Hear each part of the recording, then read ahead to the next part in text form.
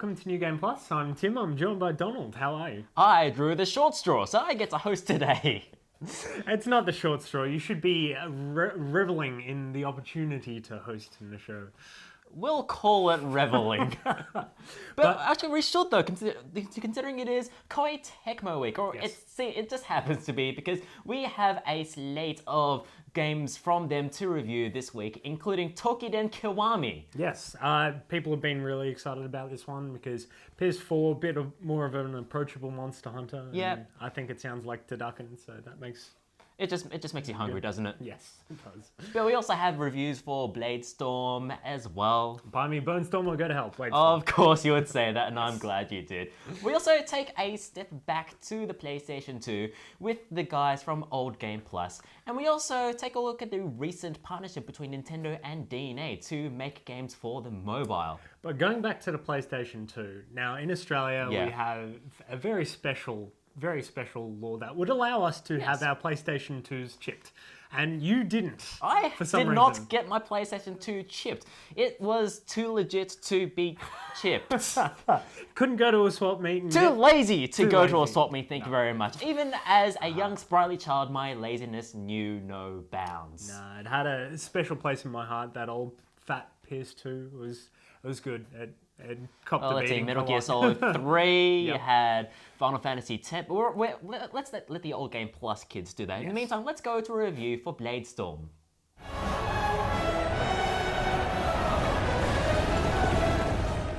So Bladestorm 100 Year War, which was the original version, Yes. came out 2007. Yeah, PS3 probably. Yeah, like it depends obviously which region you're in that era. But it was around that era, 2006, 2007, 2008.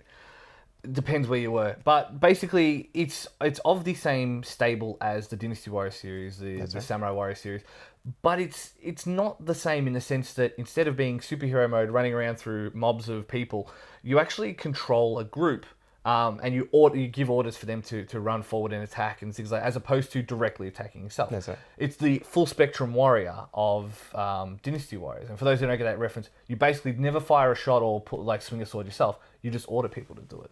So on that basis alone, it's going to turn a lot of people off. Yeah. I think straight away that's a barrier of entry that people perhaps aren't going to get across. Yeah, and funnily enough, it's not enough strategy that people that enjoyed Kessen Yep. could really get into it either, because at the end of the day, you're still down on the field. It's not a macro. You're not manage, you're not it's- isometric or bird's eye. Yeah, That's it. Now, on top of that, this is not quite the sequel that people might expect it to be. This is essentially the Extreme Legends or Empire expansions. And the new mode, Nightmare, it takes an interesting sort of slant at it. Like, yeah. So instead of being, obviously the first game is the English and the French fighting 1,000 Years War, 100 Years War. Damn, yeah, that's a long war. You in this one, instead of going to say a different conflict of the same era, you fight dragons. Yeah, you fight dragons Yeah. and monstrous possessed Joan of Arc, which is what we all wanted, obviously. Hey, and realistically, if you're gonna go, hey, what do we do to entice a new generation to it? You basically turn around and say, let's just turn it into high fantasy. It's like great, that's it. like Griffins, no worries. dragons. Yeah. So based on that alone, it's not necessarily going to be that a Dynasty Warriors fan is going to love this game, pick it up and play it. But I think that it offers something unique enough to justify having a look at. That's it, and it's great that we're finally getting another chance to play it.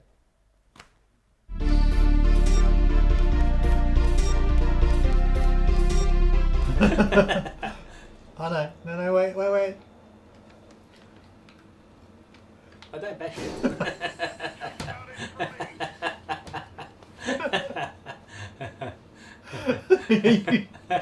You did.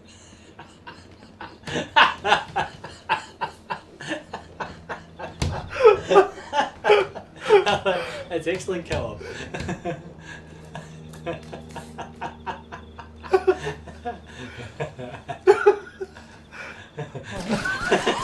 Fuck you.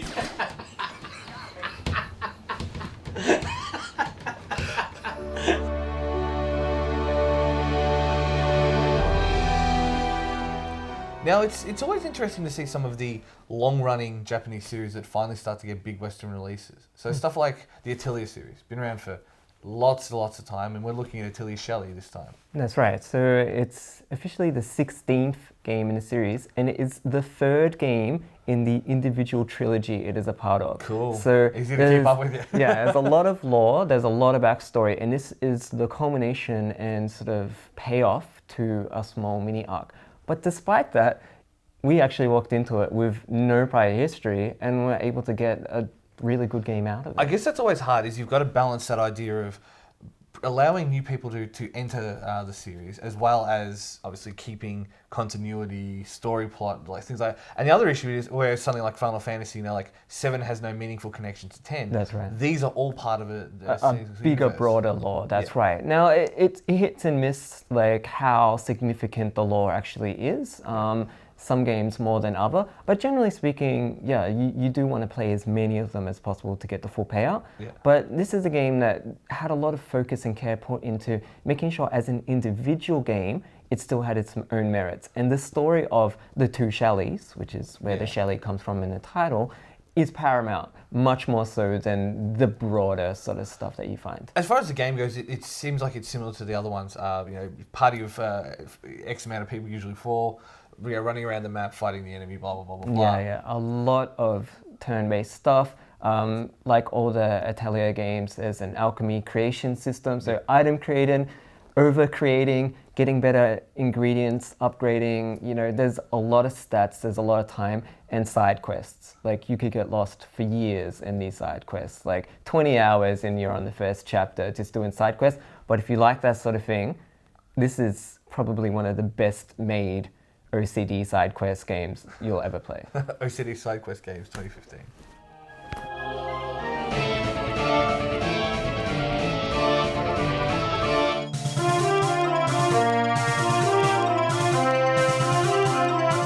Welcome back to the news. Now, recently, the Japanese developer of mobile titles, DeNA, and the Japanese developer of childhood memories, Nintendo, announced that they were partnering up to make mobile games featuring all the Nintendo characters you know and love, including Dr. Kawashima, Ayumi from Famicom Detective Club, and whatever the hell this is? Anyway, the internet reaction has been what you'd expect pretty much, including, oh boy, I can't wait to play Mario on my iPhone! Oh boy, I can't wait to pay 99 cents to jump higher. Why? Ugh, Nintendo are just going to take away all of our money with pointless microtransactions. Well, it does seem like a reasonable move given... Where'd all my red karma go?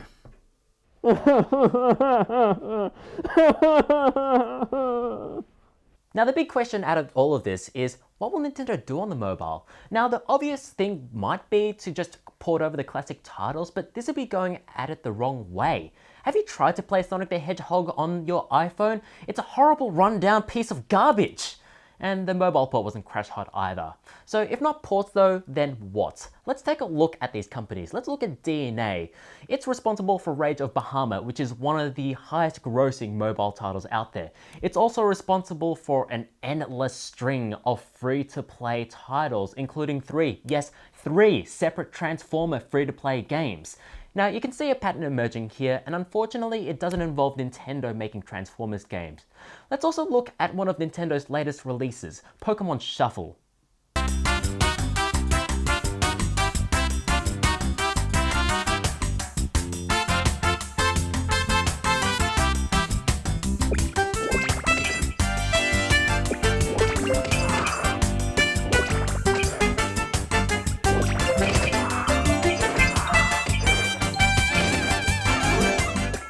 It is a clone, a ditto if you will, of every free-to-play match 3 puzzler you could imagine. It's got everything in there. It's got energy meters, it's got multiple in-game currencies, it's got so much random chance. It would make casino magnate James Packer insanely jealous and probably aroused. Ugh. So it's safe to say that we're going to see a lot of free-to-play out of this arrangement, which means you shouldn't be surprised when you open up a YouTube video in the next, year and see a Game of War style ad, except, with Mario. And I wouldn't be surprised if this image is fulfilling someone's fetish. Yahoo! We can speculate all we want, but it's safe to assume that Nintendo is going to make quite a bit of money out of this. But it's also safe to assume that it'll be filtering this to its console business, its core passion. Hell, during this shareholder announcement when they revealed all of this, Iwata confirmed that Nintendo are working on a next console project, the NX. And besides, nobody is above doing the moneymaker so that they can continue making their passion projects. Hell, big Hollywood actors do it all the time. Brad Pitt is currently working on Batman vs Superman so that he can probably make another Gone Girl. Jennifer Lawrence did Hunger Games so that she could star in Silver Linings Playbook. David Spade starred in Grown Ups 2 so that he could continue taking a dump on modern civilization. And I trust Nintendo to maintain its soul throughout all of this. This is a company that doesn't follow our mere mortal trends. It has a vision, for goodness sake. This is a company that has for infinity years refused to acknowledge the existence of free-to-play or mobile. And let's not forget, we live in a world where we can openly say the word "we" without giggling like a little school kid that's just discovered the swear in shiitake mushrooms. Mush. Now, we're not going to see the next sequel to F-Zero out of this still. I don't know why people want to see that. It's not going to happen. Let it go. But we're not going to see the death of Mario either. After all, this deal wasn't for you or me. It was for the shareholders who want to relive the glory days of the Wii when they were showered with golden profits. So I'm cautiously optimistic about this deal. Let's just hope that Nintendo don't get too addicted to the free-to-play crack and make something really dumb like, I don't know, Super Mario Flappy Rage of Candy Crush Crossy Clan slots. And that is everything that's happened in the world, ever.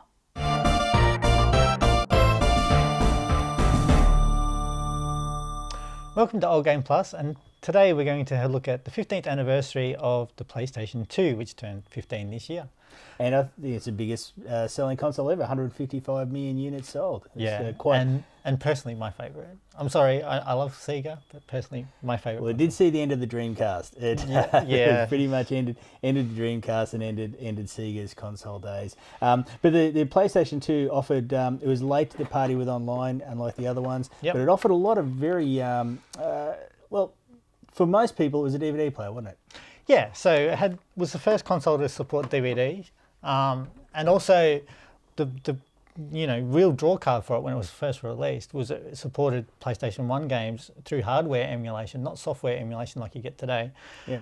Supported the old controllers, supported the old memory card, so you could take your save game from your PlayStation 1 onto your PS2.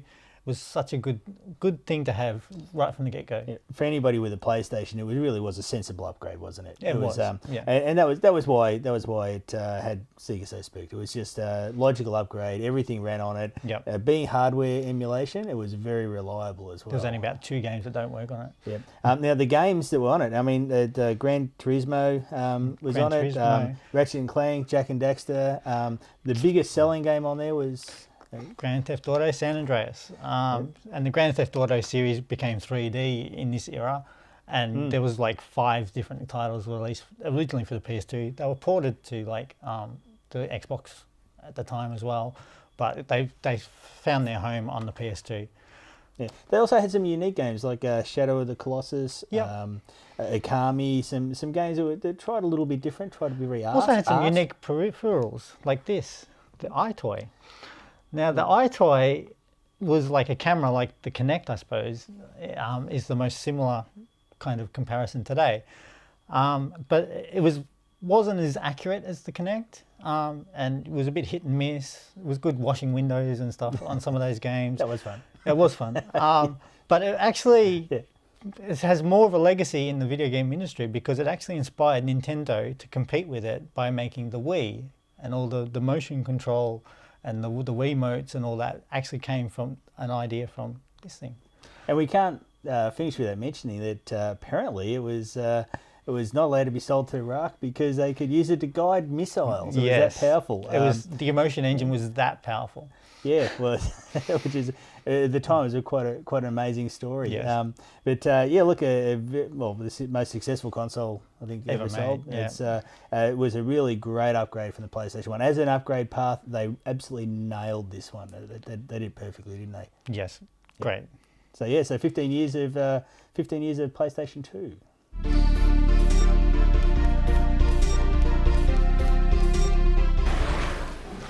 I did that a lot of times. Did we fight this thing? No, he's flying down.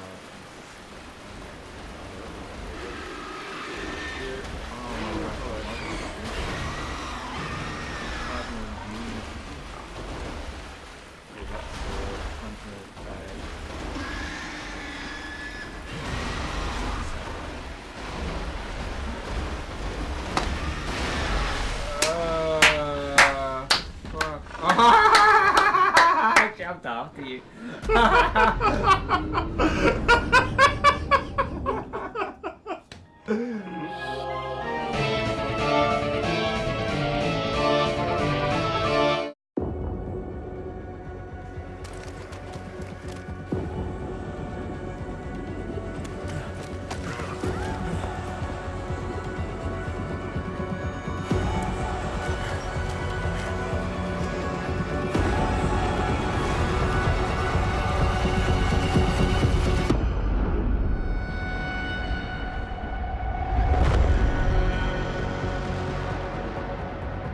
We are human beings. Each and every one of us. This must not go on. This injustice must end. An increase in the number of terrorist attacks highlights the danger posed by augmented citizens. I once thought I could save the world. Now look at it. Help me!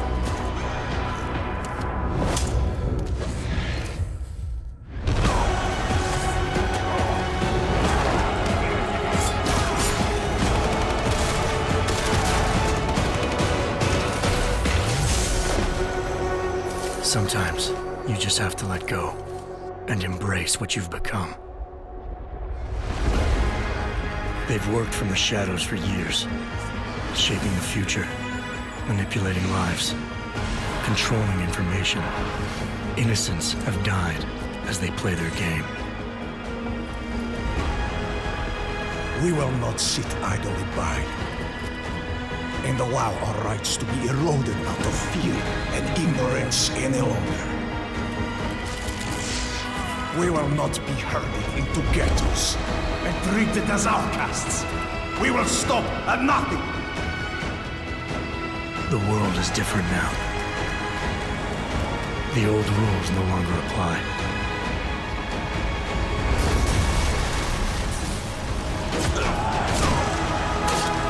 So much pain. So many lies.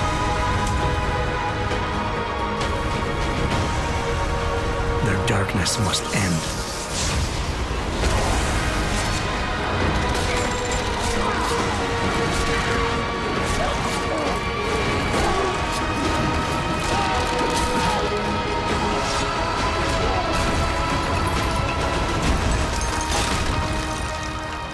This should be your fight as well, brother.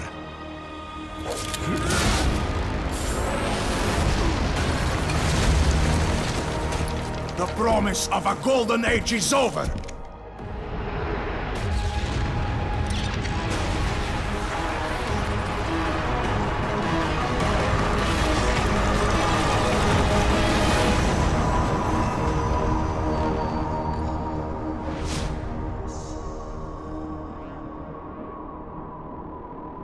I won't let it happen again.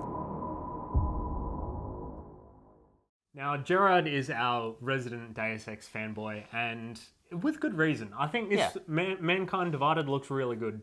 Yes, they seem to be upping the divide between man and machine in this one, the storyline set by the previous title. Yeah, and he seems to be in the middle of the government's trying to take out all these augmented people, and then there's the terrorist group and all that sort of stuff. He also seems like the living embodiment of a Linkin Park song. He seems... I can't remember if in Human Revolution whether he was as angsty and broody as he came off as in this trailer. But he didn't ask for it, that's the thing. Like, I'm just going to be over here now for the rest of this segment. You keep talking.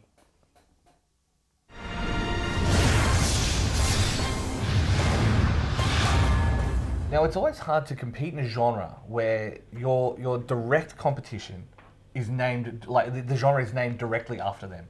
Literally. Yes. So if you're making a game in what we'll call the Monster Hunter genre, it's very hard to find a point of differentiation that brings people back. And I think that's the problem that Toukiden Kiwami faces. But it's also not a problem, it's also an advantage of the game as well.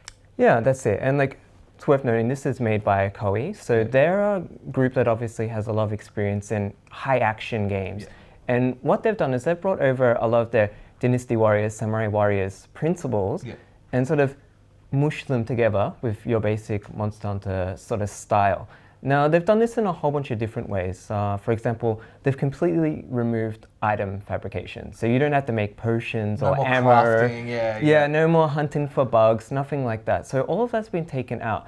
Instead, everything that you find goes towards making new equipment, upgrading new equipment, so a big focus on that. And all of the items or the role that they took has been taken over by the spirit systems, so the Mitama. And they're basically spirits of fallen warriors. That's the MacGuffin of this game. I've noticed that, it was like Nobunaga comes up and stuff like that. And so they really are going for that. And I think the other thing as well is you level up your souls based on which ones obviously work. And the other interesting thing with it is the way configuration works. So you have like a main Mitama, and then you have, as you level up, lol spoils I guess, you unlock the ability to equip a second and third one, and you actually take some of the abilities from those second and third ones to, I guess, bolster what you already have from the original one. That's it, because they've all got passives, and the passive stack, and they complement, and you can have builds that are dedicated to agility, and you can have builds that are dedicated to attack, and et cetera, et cetera. So there's a whole lot of customization. They've put a lot more focus on the story in general. There's a lot of characters. You can bring AI into battle. I mean, like, generally speaking, it's just a much more fluid game, I guess. One thing I think I need to bring up as well is I really enjoyed the art style on this. Like, it is so... I don't want to say so Asian because that's so lame, but it is definitely a Japanese game. Like, these are Oni, they're not just devils. That's right. They're like Oni designs. And everything sort of looks like a samurai styling, so they've really put a lot of effort into it. There's a lot of the, paper symbols and things like that. And the swashes with the writing and things like that. But I guess the big question is, like, is there enough here to act as a substitute for PS4 owners who don't have a Monster Hunter, or for Monster Hunter fans to enjoy? Look, generally speaking, it is a lot more, don't want to go as far as casual, but it's a lot more... easy to play, more welcoming, More welcoming, so it's great for people that are new to the genre, and it's great for people that found Monster Hunter a little bit too pedantic. Generally speaking, I hope people check it out. So we have been in a bit of a tizzy in terms of these sort of games. Like, you've got original Monster Hunter, we've got Toukiden now, and Bloodborne, you could argue, falls into that same category. Sort of. I can see that, do these sort of games interest you? Bloodborne, I'm very keen for. I've played a little bit. I've only just got it, but I've been playing some review games, so I'm going to get straight back into Bloodborne when I can, and it looks fantastic. So. Oh yeah, but what about something like, say, Toukiden though? Does Monster Hunter but Supernatural, Monster Hunter but PS4, does that interest you in any way? I don't know, the hunting of the monsters interests, but everything else is a bit much. It's so much to get invested in. Like, you have to really put in the hours to really understand what's going on and really enjoy it. So. And how many hours have you spent playing Dota? A few thousand. Too many is the correct answer. There it is. But speaking of Dota, I am going to the International 5. Congratulations on being one of the lucky people to score those tickets, by the way. Yes. So if you happen to be in the Outer 4, the International 5, say hello to Tim, why don't you? Hello. And also send your ticket over to me, Donald, care of New Game Plus, pretty please. Yes, but that's my gloating done for the episode. So Until next episode. Where we'll have even more Tim gloating. But I think we should wrap it up for this week. You guys should visit our website, www.newgameplus.tv. Like us on Facebook at New Game Plus TV. Follow our Twitters and Instagram at New Game Plus TV. And like us on YouTube and Twitch, also at New Game Plus TV. Thank you, Donald. Thank you, Tim. We'll see you guys next week.